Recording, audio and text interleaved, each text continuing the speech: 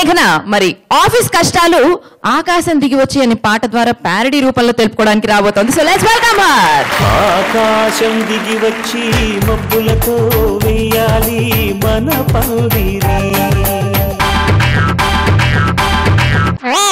అరిచరిచి చస్తాడు ఆవేశం పడతాడు మా ఆఫీసర్. హైరాణ పెడతాడు హై బీపీ తెప్పిస్తాడు నాకెప్పుడు. లేటుగా చెప్పి ఫాస్ట్గా అడిగే లోపరగా ఆడతాడు. నీటుగా ఉన్న వంకలు పెట్టి వేపుకు తింటాడు. అరక్షణము కూడా భరించలేము ఆ అడ్డగాడిదను ఎవ్వరు. మరో జాబు రాక ఎటు పారిపోక ఏం చెయ్యలేక ఈ తిప్పలు.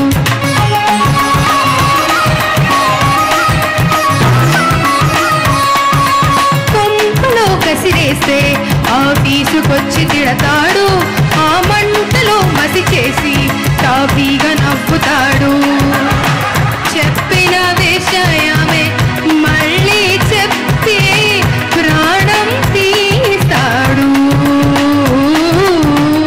అడ్డమైన జోకులు వేసి జోకర్ అవుతాడు.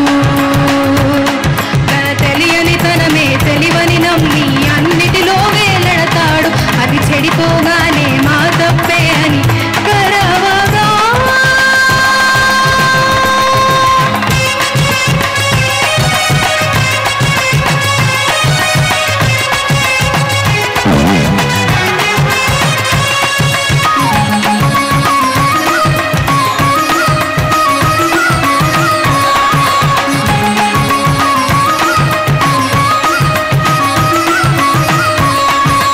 జీతమిచ్చే రోజు చిట్టైన మొహమునే పెట్టు. మా జీవితానికి ప్రాణం తానన్నట్టుగా పోసెట్టు. తన ఫంక్షన్కి స్థాయికి తక్క బహుమతులివ్వాలి. మనదైతే తన కొక్కిరి నూనె గిఫ్ట్ అనుకోవాలి.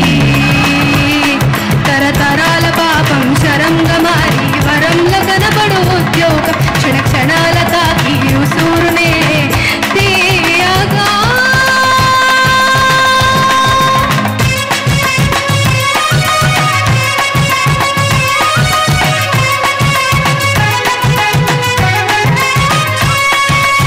అరిచరిచి చస్తాడు ఆవేశం పడతాడు మా ఆఫీసర్.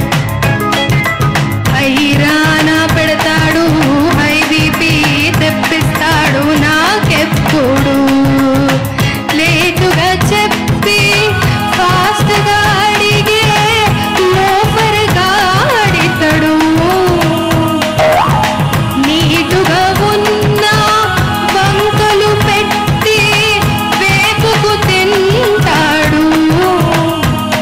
అరక్షణము కూడా భరించలేము ఆ అడ్డగాడిదను ఎవ్వరు.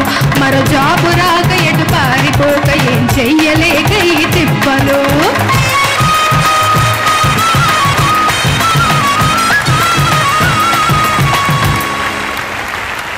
మరి రియాలిటీలోకి వెళ్ళిపోయావు కదా. ఓకే, సో మరి జనరతిల గారు మీకు ఎలా అనిపించింది పర్ఫార్మెన్స్? ఆఫీసర్ ఎన్ని రకాలుగా బాధలు పెడతాడో చాలా చక్కగా పాడేవమ్మ, బాగుంది. ఏ ఆఫీసర్ అయినా సరే 100% ఇట్లాగే అనిపిస్తాడు. ఏ ఆఫీసులో అయినా ఎవరికైనా. Correct sir. మా బాసుకు మతి లేదు, ఆఫీసుకు అడ్రస్ లేదు, కోలీగ్స్కి బుద్ధే లేదు, నా జీతం సరిగా రాదు. ఇన్ని లక్షణాలతో కూడా చేయాల్సి వస్తూ ఉంటుంది ఒకసారి ఆ ఉద్యోగమే. అంతకన్నా వేరే బయట అవకాశం లేక చాలా అట్లాంటి స్ట్రోగులే నువ్వు పాటలో చూపించావు. చాలా చక్కగా మంచి అభినయంతో పాడావు. సో మరి సార్ మీకు ఎలా అనిపించింది పర్ఫార్మెన్స్? తను చాలా చక్కని కాన్సెప్ట్ తీసుకుంది. ఇవాళ ప్రతి ఈవిడ పాడిన ఆ ఫీలింగ్సే ప్రతి ఆఫీసులో సగం మందికి ఉంటాయి. వాళ్ళ ఇంటికి వెళ్ళేటప్పుడు ఇట్లాంటి పాట ఇక నీకు చాలా పెద్ద హిట్ అవుతుంది ఇది ఈ పాట. ఎందుకంటే చక్కగా దాంట్లో చాలా విడమరచి రాసి అది పైగా ఆర్ద్రత బాగా పలిగించావు. దాదేదా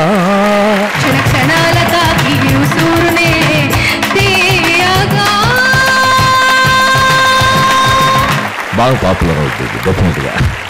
సార్ మరి అలాగే మీరు కూడా ఇప్పుడు డిఫరెంట్ కాన్సెప్ట్లో లెబనన్ లాంగ్వేజ్ లో మీరు పాట పాడతారు అని మాకు తెలుసు. సో అది ఒక్కసారి మా కోసం. హబీబీ ఇల గైరి ఉసహయాలి, హబీబీ ఇల గైరి ఉసహయాలి, హబీబీ హబీబీ హబీబీ ఇల గైరి. అట్లా ఉంటుందన్నమాట ఆ లాంగ్వేజ్, ఆ వాయిస్. అది ఒక చిన్న అనుస్వరం వేరే స్టైల్లో సంగతులు వేసి. సరే అయితే మరి దానికి మీరు ప్యారడీ చేసి మా ఆహా ఈహి ఓహో కోసం అలా ఏమన్నా పాడగలరు? ఎందుకు అంతకన్నా అద్భుతమైనటువంటి ఇది ఆయన రాసి మేము కంపోజ్ చేసి మేము ఇద్దరం పాడాం కూడా. చాలా చాలా నేను ఆయన పాడాం. నేను శిష్యుడిని, ఆయన గురువు అనమాట. కోతికి తోక ఎందుకుంటుంది గురు, కొమ్మ కొమ్మకి వేలాడేందుకు శిష్య. ఓహో, కుక్కకి పళ్ళు ఎందుకుంటాయి గురు, పిక్క పట్టుకుని పీకేటందుకు శిష్య. మొక్క పొడుముకి కంది పొడుముకి తేడా ఏమిటి గురు, ముక్కు పొడుముని ఎగబీల్చాలి, కంది పొడుముని దిగమింగాలి. హనీ మూనుకి ఏ ప్లేసు బెటరు గురు, గడ్డ పలుగు లాంటి వయసులో గడ్డివామైన కాశ్మీరే శిష్య.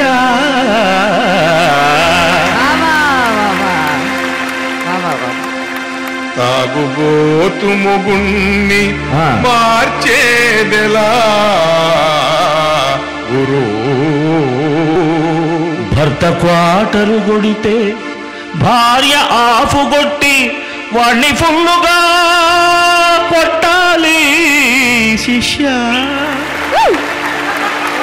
కట్టుకున్నదానికి ఉంచుకున్నదానికి తేడా ఏమిటి గురు, కట్టుకున్నదేమో కర్మ ఫలమురా, ఉంచుకున్నదేమో పాప ఫలమురా.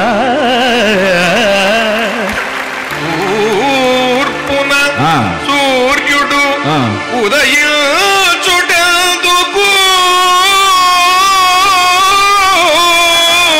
పడమర దిశలో అస్తమించేందుకే శిష్య. అన్ని కులాలకి న్యాయం జరిగే మార్గం ఏమిటి గురువా, అన్ని కులాలకి న్యాయం జరిగే మార్గం ఏమిటి గురువా, ఒక్కొక్క కులమొక్క పార్టీ వెళ్తే చిక్కులు తీరేను శిష్య.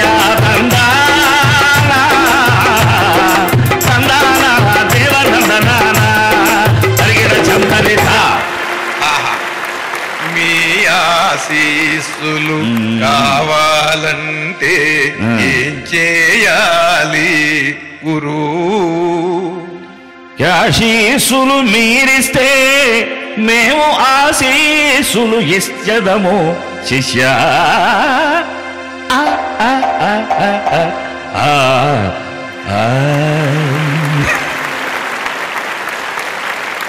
ఇన్ని నిజాలు చెప్పిన తర్వాత మనం ఇంకా మాట్లాడాలా? వద్దు కదా, వెళ్ళిపోదాం.